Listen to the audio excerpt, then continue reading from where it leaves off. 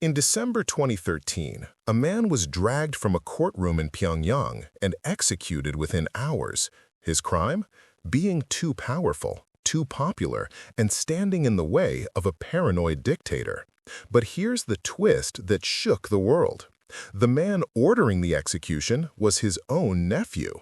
Kim Jong Un just had his uncle killed, and the way he did it sent a message that nobody in North Korea would ever forget. Jang Song-thaek wasn't just any government official.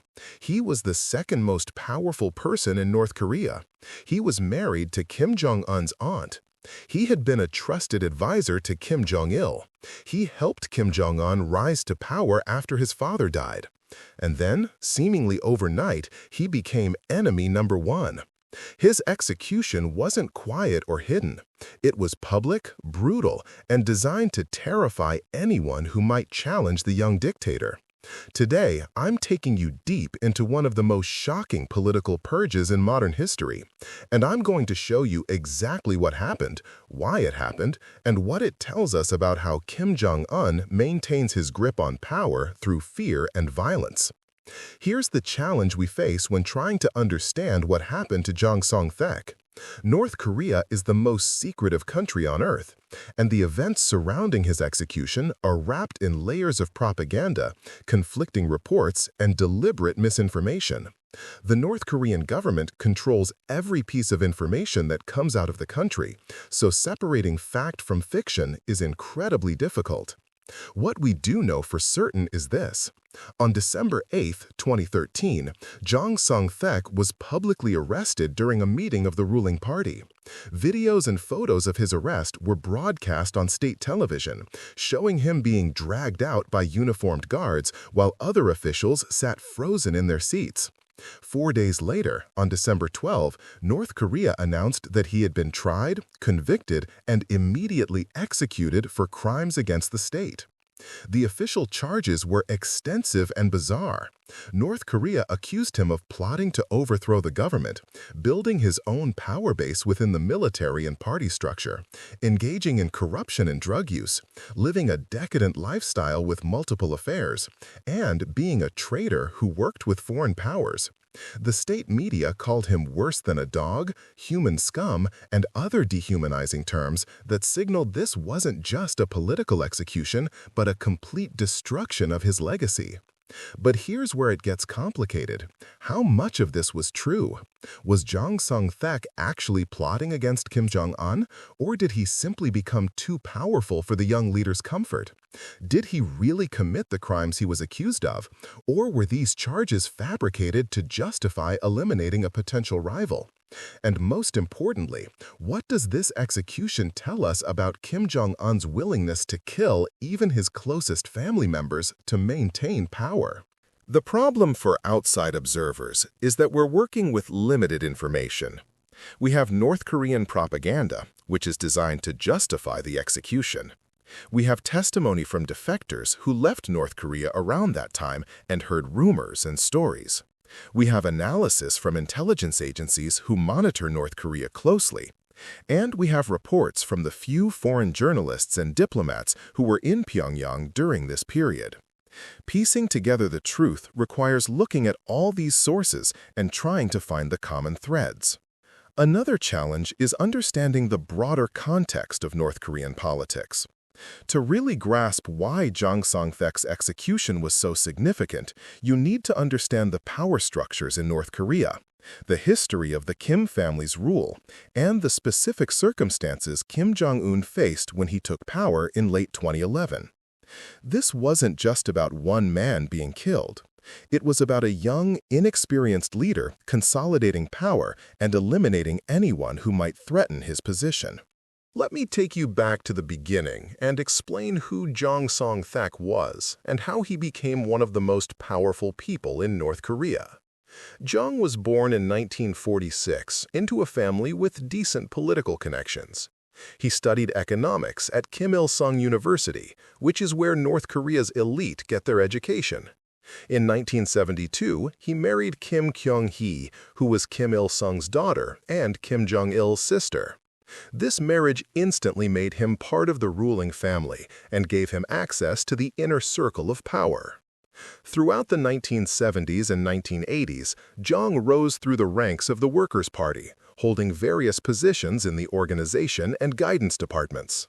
These are the departments that control personnel decisions and oversee the implementation of party policy, which means they're absolutely critical to how power works in North Korea. Having positions in these departments gave Jang influence over who got promoted, who got assigned to important jobs, and how resources were distributed. But Jang's path to power wasn't smooth. He was purged twice before his final, fatal purge. The first time was in the mid-1970s when Kim Jong Il saw him as a potential rival and had him sent to work in a rural area, which is a common punishment in North Korea. The second purge came in 2004 when Jang was accused of corruption and abuse of power. He disappeared from public view for several years before being rehabilitated and brought back into the leadership. These earlier purges are important because they show the pattern of North Korean politics. Leaders constantly balance different factions and power centers, and people fall in and out of favor based on shifting alliances and perceived threats. The fact that Jang survived 2 purges and came back stronger each time actually made his final fall even more shocking. He seemed untouchable, protected by his marriage to Kim Jong Il's sister and his deep connections throughout the system. When Kim Jong Il died suddenly in December 2011, North Korea faced a succession crisis.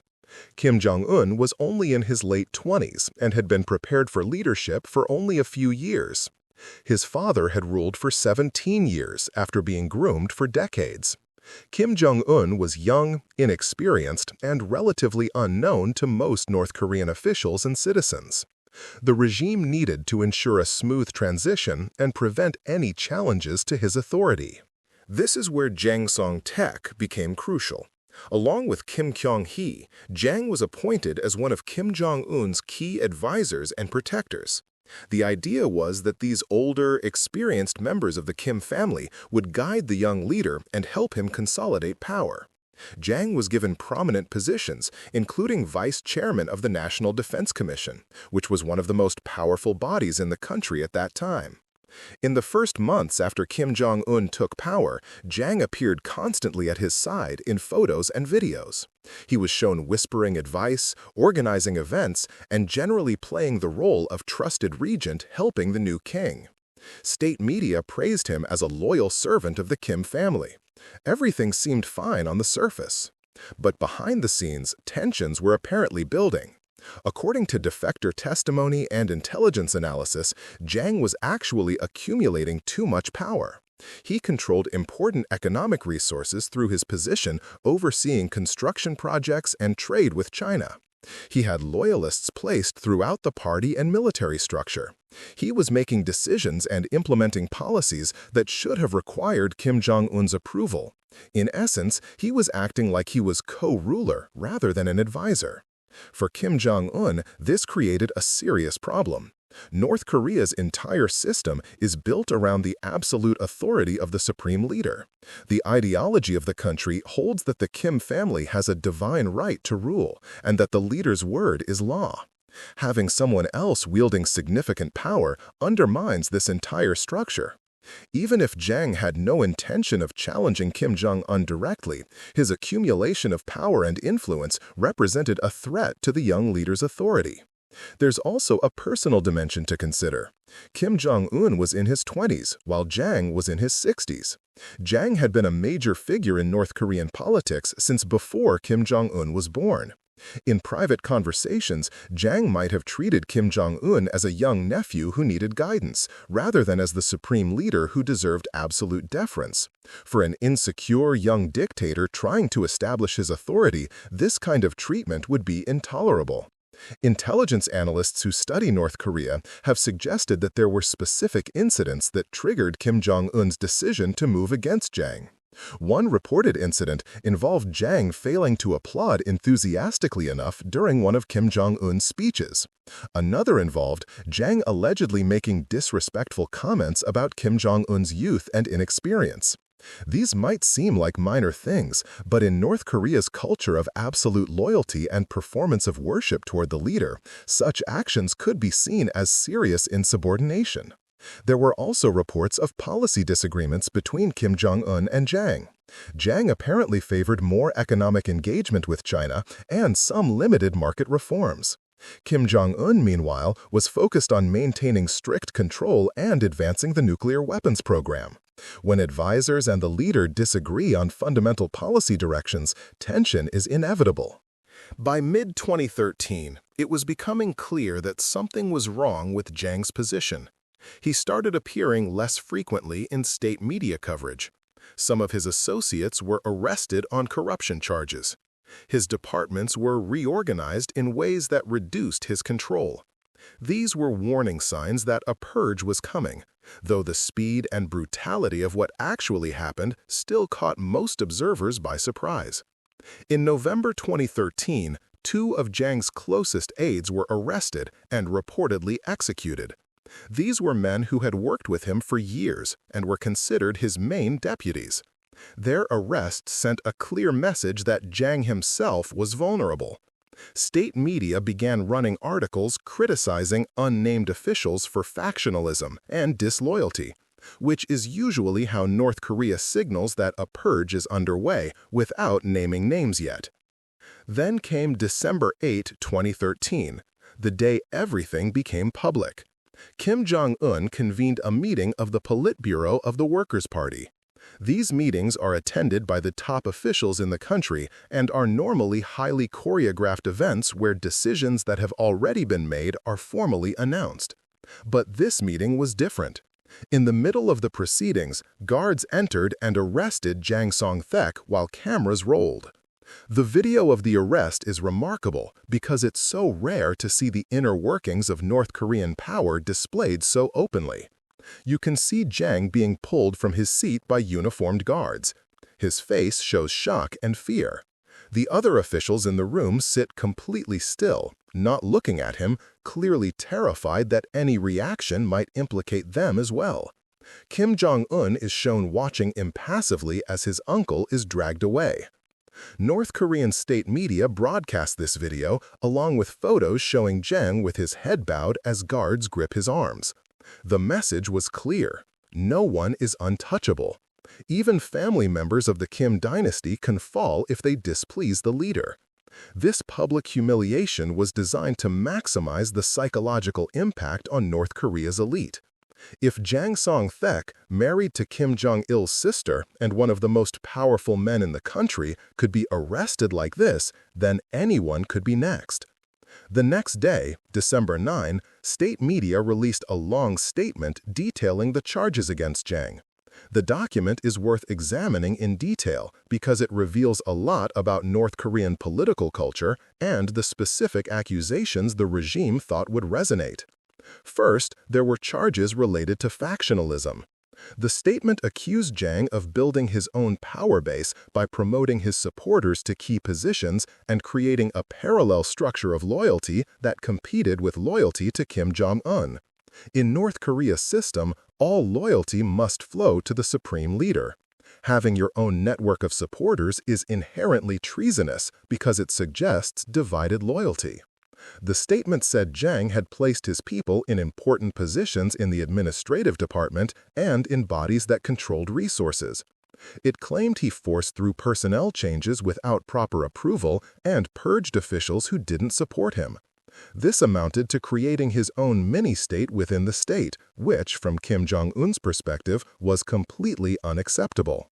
Second, there were economic crimes. Jang was accused of selling off national resources cheaply to foreign countries, presumably China, and pocketing the profits.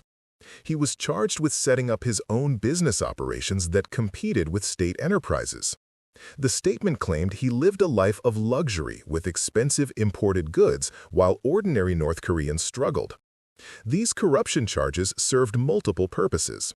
They justified the execution, they explained why the economy wasn't performing better, and they allowed the regime to seize Jang's assets and those of his associates. Third, there were lifestyle charges that might seem strange to outsiders but carry real weight in North Korea. Jang was accused of womanizing, having affairs with multiple women, including some who were married. He was charged with frequent restaurants and engaging in decadent behavior. There were even accusations of drug use, though these were vague and unspecified. In North Korea's puritanical official culture, these lifestyle accusations help paint someone as morally corrupt and therefore deserving of punishment. Fourth, and most seriously, there were charges of treason and plotting to overthrow the state. The statement claimed Jang was working with foreign powers to undermine North Korea. It suggested he was planning a coup, or at minimum, creating conditions for instability that would benefit North Korea's enemies. These are the most serious possible charges in North Korea's legal system and carry the death penalty. The language used in the statement was extraordinarily harsh. It called Jang despicable human scum, worse than a dog, a traitor for all ages, and other dehumanizing terms. This kind of language serves a purpose. It makes the execution seem not just justified, but necessary. It makes anyone who might sympathize with Jang afraid to express those feelings.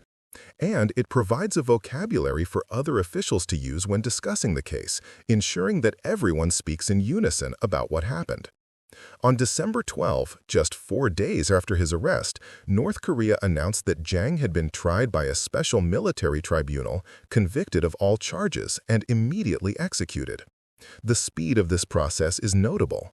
Most political purges involve longer periods of imprisonment, interrogation, and sometimes show trials with opportunities for the accused to confess and beg for mercy. The fact that Jang was killed so quickly suggests that Kim Jong Un wanted him eliminated before he could become a focal point for opposition or before other countries could pressure North Korea to show mercy. The method of execution has been the subject of much speculation and conflicting reports. North Korean state media simply said he was executed but didn't provide details.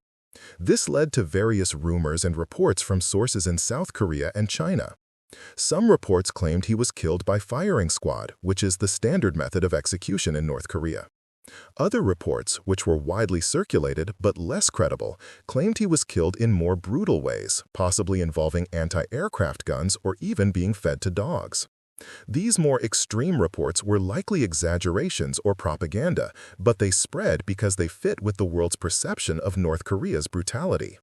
What we can say with confidence is that Jang Song-thaek was killed, that it happened very quickly after his arrest, and that the execution was meant to send a message. The exact method matters less than the fact that Kim Jong Un was willing to order the execution of his own uncle, someone who had helped him come to power, someone who was married to his aunt and was a senior member of the Kim family. The purge didn't stop with Jang himself. In the weeks and months that followed, dozens or possibly hundreds of people associated with him were arrested. His closest aides had already been executed before Jang's own arrest. After his death, the purge expanded to include anyone who had worked closely with him or who might have been part of his network. Some were executed, others were sent to prison camps. Some simply disappeared, and their fate remains unknown. Jang's wife, Kim Kyong-hui, also disappeared from public view. As Kim Jong Il's sister and Kim Jong Un's aunt, she occupied a unique position in the regime. There were conflicting reports about her fate. Some sources said she had died of illness, possibly suicide. Others claimed she was under house arrest. Still others suggested she had been hospitalized and was being kept alive but isolated. The ambiguity itself is significant. The fact that North Korea didn't make a big announcement about her suggests she was being handled differently than her husband, possibly because killing or openly imprisoning Kim Jong-il's sister would be a step too far even for Kim Jong-un. The international reaction to Jang's execution was a mix of shock, condemnation, and analytical interest. Western governments issued statements criticizing the execution and calling it another example of North Korea's brutal dictatorship. South Korea went on heightened alert, concerned that the political instability in the North might lead to unpredictable behavior. China, which had maintained close ties with Jang and saw him as a key interlocutor for Chinese-North Korean relations, was reportedly blindsided and unhappy about losing their main contact in the regime. For North Korea watchers and intelligence analysts, the execution was a goldmine of information about the regime's internal dynamics. It revealed that Kim Jong Un was willing to take dramatic action to consolidate power. It showed that even family ties weren't enough to protect you if you were seen as a threat. It demonstrated that Kim Jong Un was more paranoid and ruthless than some had expected. And it provided insight into the factions and power struggles within the regime. One particularly interesting aspect of the case is what it revealed about civil-military relations in North Korea. Jang was a civilian official, not a military leader. His power base was in the party structure and in his control of economic resources and relations with China. By moving against him so decisively, Kim Jong Un was asserting civilian party control over other power centers. This was important because North Korea's military had grown extremely powerful during the Kim Jong Il era under the Song-un or military-first policy. Kim Jong Un was signaling that the party, which he controlled absolutely, was supreme over all other institutions. The execution also had economic implications. Jang had overseen several major projects and had been the main point of contact for Chinese businesses and officials interested in investing in North Korea or conducting trade. His removal created uncertainty about these economic relationships. Some Chinese firms that had deals with North Korea found their contacts arrested or disappeared.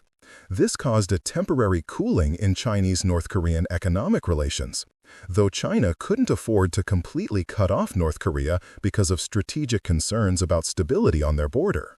Let me talk about the psychological dimensions of what Kim Jong-un did, because I think this is really important for understanding how he thinks and how he maintains power. Executing your uncle, someone who helped you come to power, sends a specific message to everyone else in the leadership. The message is this: I value loyalty above everything else, including family ties, personal relationships, and past service. If you show any hint of disloyalty, or if you accumulate too much power independently of me, you will be eliminated regardless of who you are. This kind of message is particularly important for a young leader who inherited power rather than fighting for it. Kim Jong-un didn't rise through the ranks proving himself. He was chosen by his father and elevated to the top position. This means he didn't have the same network of longtime loyalists that his father had. Many of the senior officials in the regime were older than him, more experienced than him, and had relationships with his father that predated Kim Jong-un's adult life. These people might have seen him as the boss's kid rather than as a legitimate leader in his own right. By executing Jong so publicly and brutally, Kim Jong-un was demonstrating that he wasn't just the boss's kid. He was the supreme leader with absolute power over life and death. He was showing that age, experience, family connections, and past service meant nothing compared to his authority. This is a calculated strategy of ruling through fear and demonstrating willingness to use extreme violence. There's a historical parallel here to Stalin's purges in the Soviet Union. Stalin similarly eliminated old revolutionaries who had fought alongside Lenin, military heroes who had won the Civil War, and party officials who had been prominent before Stalin consolidated power. Stalin's message was the same. Past service and revolutionary credentials meant nothing. Only absolute loyalty to Stalin himself mattered. Kim Jong-un seems to have studied these techniques and applied them to his own situation. The execution also served as a warning about specific behaviors. Remember that Jong was accused of building his own power base, of promoting his own people, of controlling resources independently.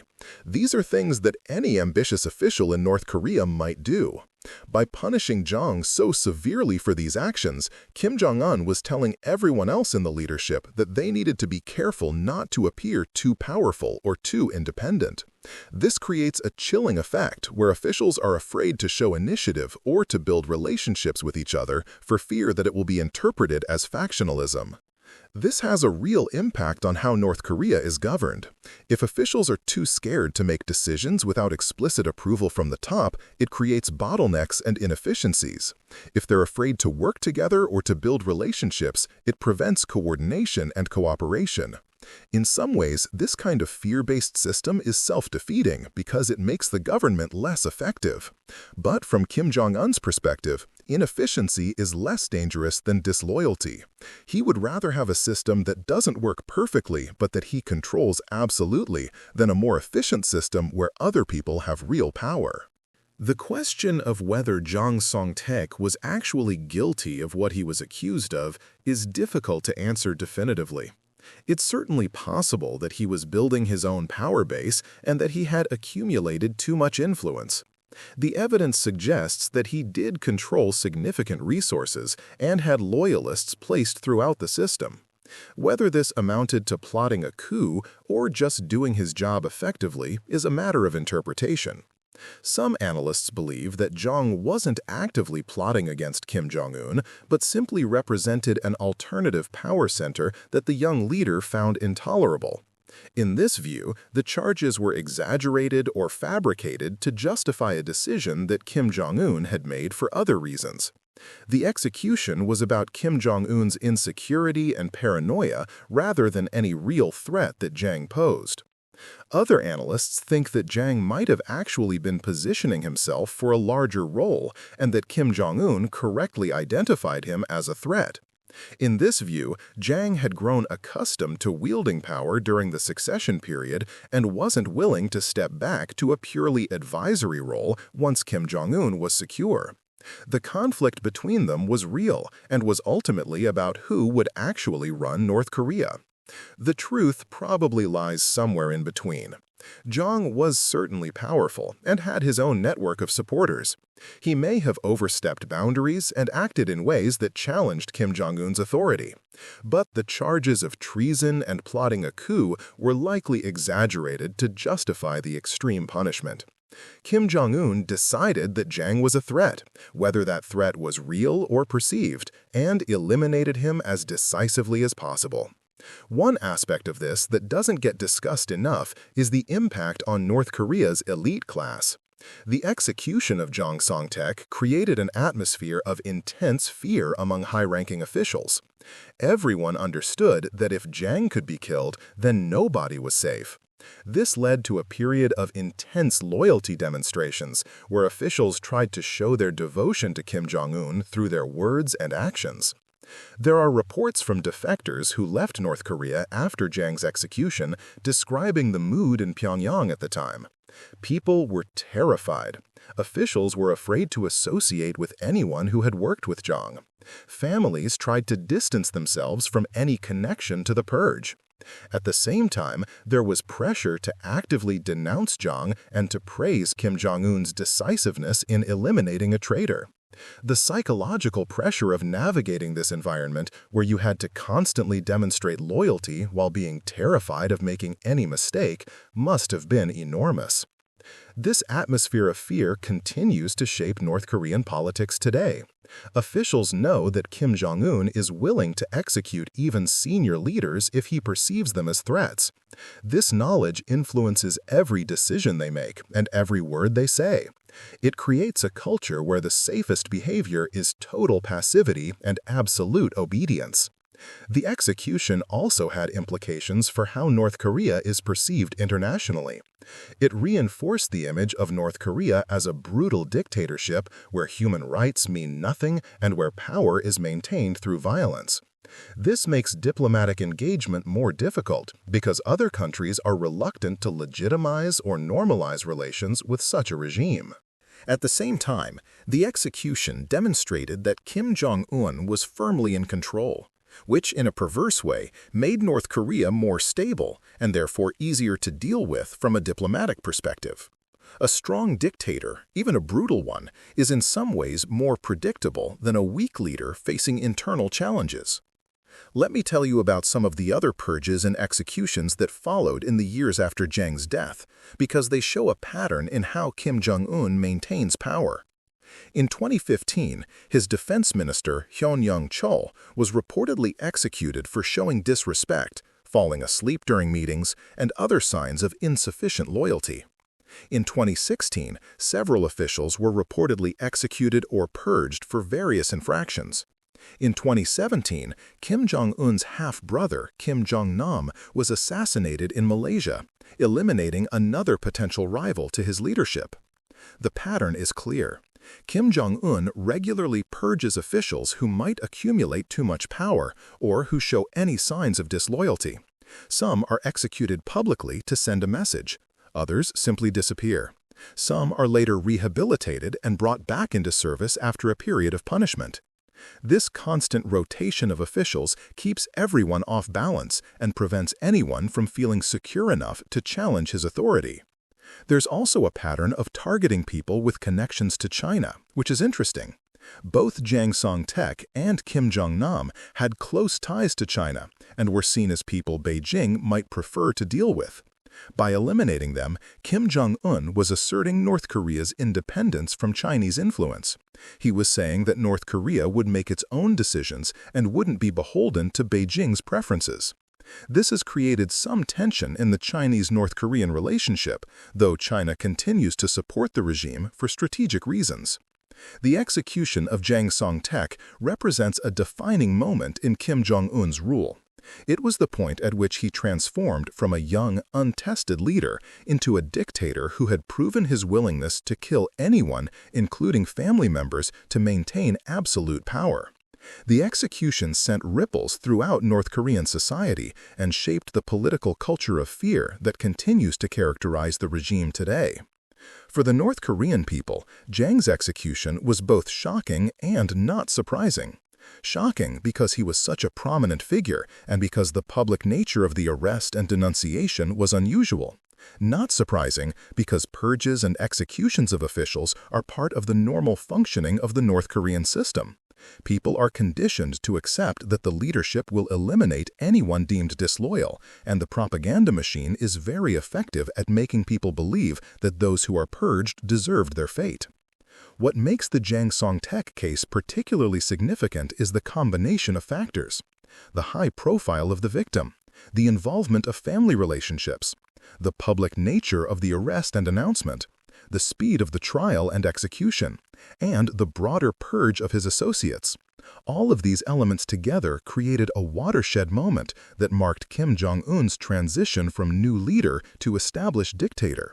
Let's talk about what this tells us about Kim Jong-un as a person, because his willingness to execute his uncle reveals a lot about his psychology and his approach to leadership. First, it shows that he prioritizes power above personal relationships. Whatever relationship he had with his uncle, whatever gratitude he might have felt for Jang's help during the succession, none of that mattered compared to the perceived need to eliminate a threat. This is the mentality of a true dictator who sees other people purely as tools or obstacles rather than as human beings with whom he has relationships. Second, it shows that Kim Jong-un is willing to use extreme violence publicly to achieve his goals. He could have dealt with Jang quietly, allowing him to retire or assigning him to a meaningless position. Instead, he chose to arrest him publicly, charge him with serious crimes, and execute him quickly. This choice reveals someone who understands the value of spectacle and fear in maintaining power. Third, it shows that Kim Jong-un is deeply insecure about his position and willing to act preemptively against potential threats. There's no evidence that Jang was actively plotting a coup. The threat he posed was more about his accumulation of power and influence than any specific action. Kim Jong-un's decision to eliminate him suggests a leader who is constantly worried about challenges to his authority and who would rather eliminate potential threats than manage them. Fourth, it shows that Kim Jong-un has internalized the lessons of his family's history and of other dictatorships.